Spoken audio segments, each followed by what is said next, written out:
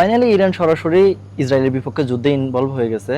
গত 3-4 দিন ধরে কন্টিনিউয়াসলি ইরান মিসাইল হামলা এবং ড্রোন হামলা করতেছে ইসরায়েলে। তো ইতিমধ্যে ইসরায়েলের কান্ডাকাটি শুরু হয়ে গেছে, কারণ আমি অনলাইনে অনেকগুলো ভিডিও দেখতেছি। ইসরায়েলের রেসিডেন্টরা অলরেডি ভিডিও আপলোড দিতেছে যে Iran please stop the war, we are apologise, we are sorry, we lose, you win, please stop the war, that type of videos. We are so sorry. We apologize to the people of Gaza. Stop the war!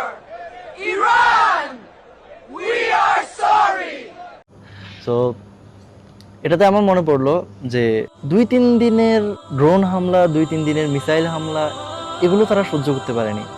But আমার ফিলিস্তিনের, আমার গাজার ভাইয়েরা গত 1.5 বছর, আগের সব কিছু আমি বাদ দিলাম, গত 1.5-2 বছর ওদের আর অবশিষ্ট কিছুই রাখেনি, সব শেষ, একদম সব ধ্বংস, ঘর বাড়ি সব কিছু ধ্বংস করে দিছে। তারা অন্তত একটা আশ্রয় নিয়েছিল স্কুলগুলোতে, হাসপাতালগুলোতে, সেই হাসপাতাল স্কুলগুলো পর্যন্ত ধ্বংস করে দিছে।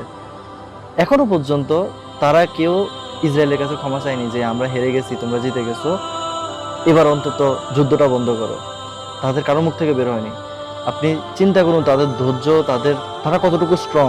এখানে আমাদের মধ্যে আর ইসরায়েলের মানুষদের মধ্যে পার্থক্য, একজন মুমিনের মাঝে আর একজন মুনাফিকের মাঝে পার্থক্য। তো আমি দোয়া করি আল্লাহর কাছে, আপনারাও দোয়া করবেন, আল্লাহ ইরানের পক্ষে দাঁড়াক, আল্লাহ ইরানের সহায় হোক।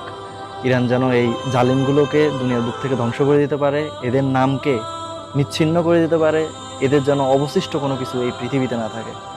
আল্লাহ ইরানের সহায় হোক, আল্লাহ ইরানকে কবুল করুক। দোয়া রইল ইরানের জন্য, এবং দোয়া রইল আমার ফিলিস্তিনের এবং গাজার অবশিষ্ট যারা বেঁচে আছে, সব তো শেষ করে দিয়েছে, আর তো কিছু নাই, যারা বেঁচে আছে তাদের জন্য, আল্লাহ তাদের সহায় হোক।